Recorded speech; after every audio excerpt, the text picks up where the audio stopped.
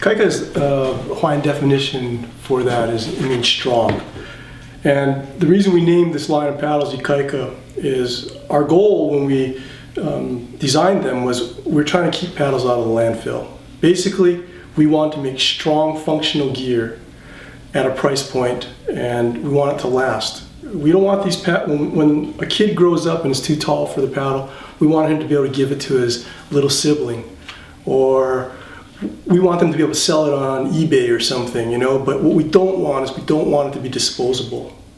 And really the inspiration for these paddles is Yvon Chouinard from Patagonia.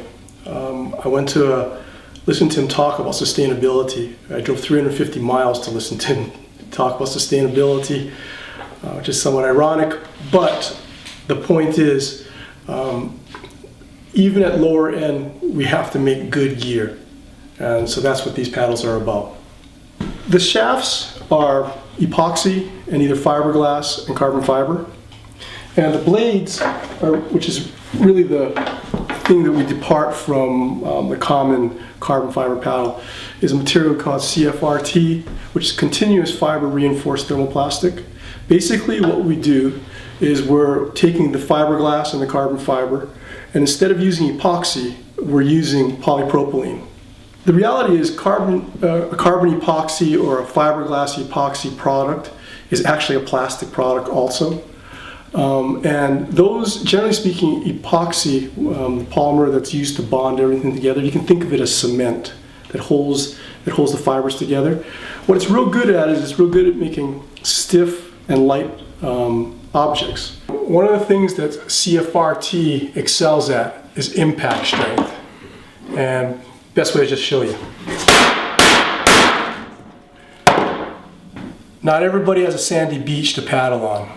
This paddle, if you paddle in the rocks or you're rough on things, it's the perfect material. We think this is a really good material for a price point paddle for a number of reasons. One is obviously high impact strength. Typical customers looking for price point types of things are going to be harder on it than, say, a racer looking for a custom carbon fiber paddle. You can bounce this thing off the bottom of a rock. You can, you know, it's made for just perfect for kids and for beginners. By the same token, I wouldn't hesitate to race with this paddle. It's that good. These white strands are fiberglass, and basically these strands, as I said, this is CFRT, continuous fiber reinforced thermoplastic. The continuous means the strands run full length. So basically, this is similar. This isn't the exact material, but this is fiberglass, and this is the strands that would be running inside of it. How this differs from other injected plastic parts is they don't have this continuous fiber. And the way to think about this is like the grain of a tree in wood, how strong that grain structure makes a very thin limb. You might ask, you know, why different sizes? And the first thing is, you know, personal preference. Some people like bigger paddles, some people like smaller ones. But generally speaking, the rule of thumb is the faster the craft moves, the bigger the paddle you can use. So, you know, and you hate to stereotype your customer by saying you're small, you need a small paddle. There's some small, fast people, and they're fully capable of using the larger paddle. But really, you're going to need to ask questions about to the customer what they're going to do with it, what's their level of fitness, and you're going to just have to make a guess at the recommendation. But generally speaking, big, strong, fast people use bigger blades, and smaller, slower people would use a small blade. But don't insult anybody when you're talking to them.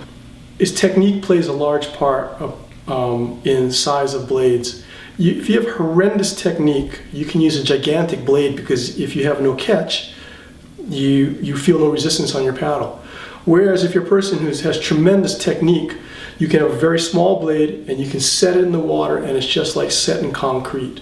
Hey, you know, I'm talking about fiberglass and carbon fiber like everybody knows what the stuff is. Basically over here, this is fiberglass. And this has to be a unidirectional fabric. It means it moves in one direction. That's just like what our paddles have, our blades have. Fiberglass is good stuff. But if you want the lightest and stiffest, what you're going to use is carbon fiber. And the carbon fiber probably costs 4 times what fiberglass costs. And basically, that's why carbon fiber products cost a lot more than fiberglass products. If you look at the differences in our Ikaika line, you'll see that, you know, we have 100% fiberglass shaft in our poo-poo, which is the green paddle. And then it goes up to 100% carbon fiber in our black paddle, which is the lau-lau. It's like, why would we use the different fabrics?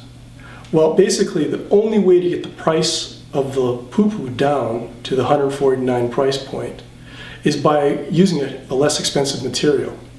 And that's why we use the various materials in the different paddles.